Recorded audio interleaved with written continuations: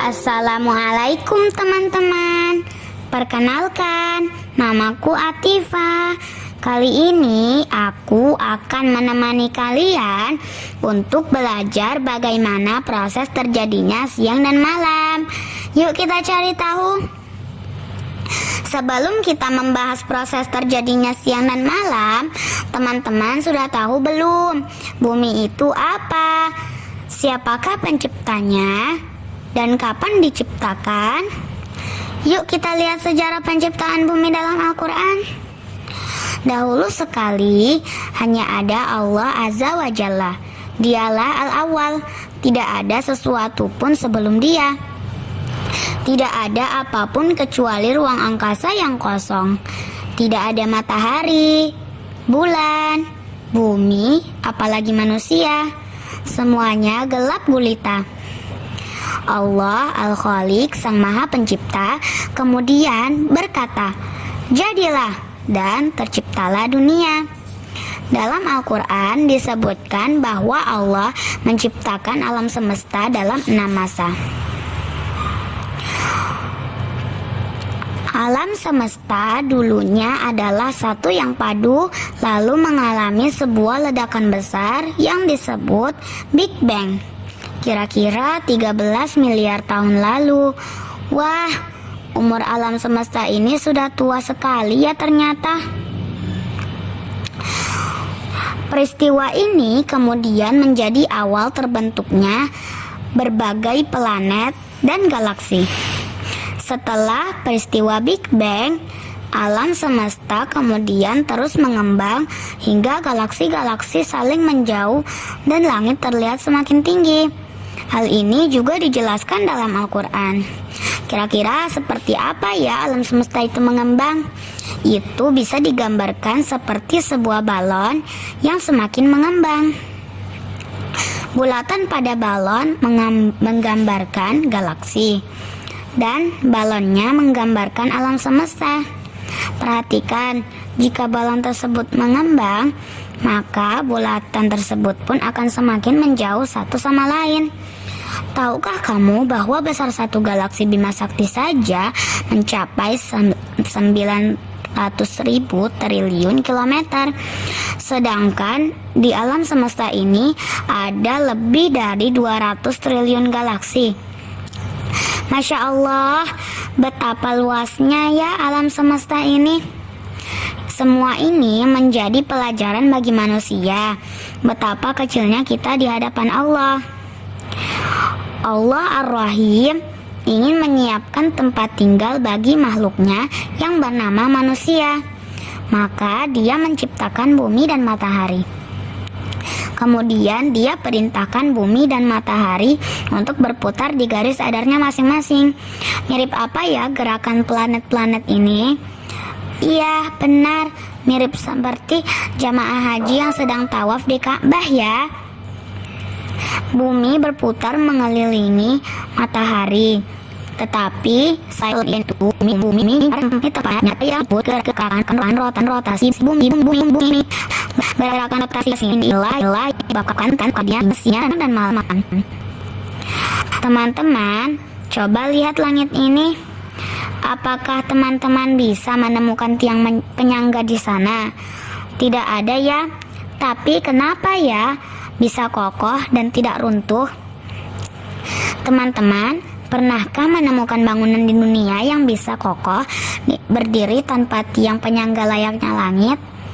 Sepertinya tidak ada ya. Dalam Al-Quran, Allah mengajak kita untuk belajar dari langit, belajar untuk tidak sombong. Penciptaan kita adalah hal yang sangat mudah bagi Allah. Tidak ada apa-apanya dibanding langit. Penciptaan langit jauh lebih susah dari penciptaan manusia. Allah bahkan bisa membangunnya tanpa tiang. Pada fase keempat, Allah mulai menyiapkan bumi supaya layak ditinggali manusia. Lalu Allah menciptakan daratan yang disebut daratan Pangai. Daratan ini nantinya akan terpisah-pisah menjadi beberapa benua agar kelak kita hidup berbangsa-bangsa dan saling mengenal.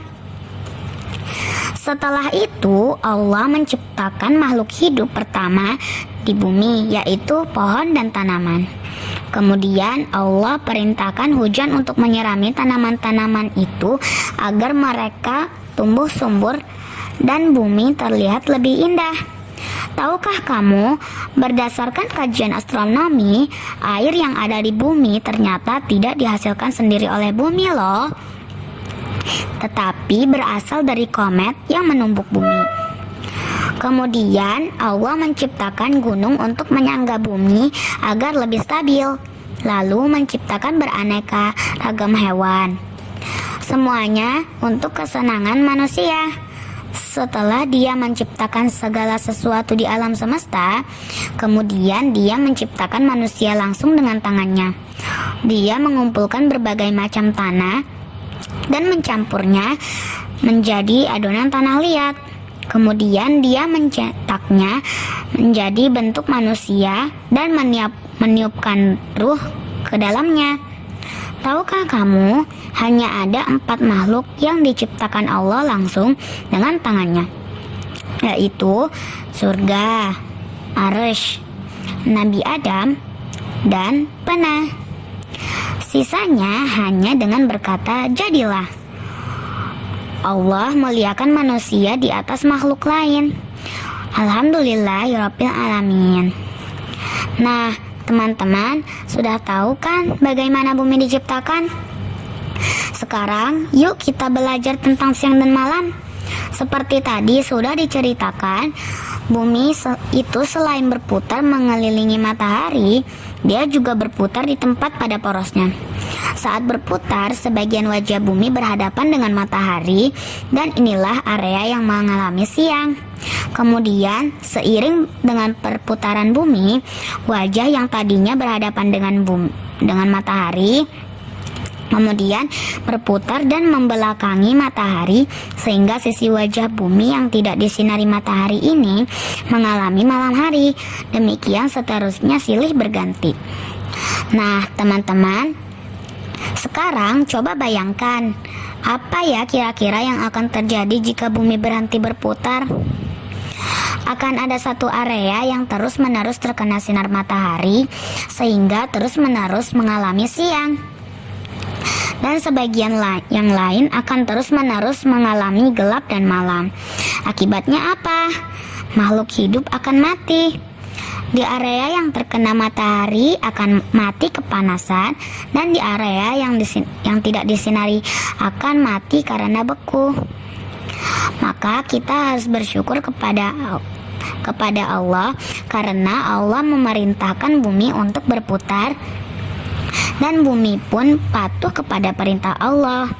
Jadi kita pun sudah sepantasnya harus patuh juga kepada Allah sebagaimana patuhnya bumi. Bagaimana caranya patuh? Yaitu dengan cara mengerjakan semua perintah Allah dan menjauhi semua larangannya, yaitu salah satunya tidak membuat kerusakan di muka bumi. Nah, teman-teman, yuk kita lestarikan bumi.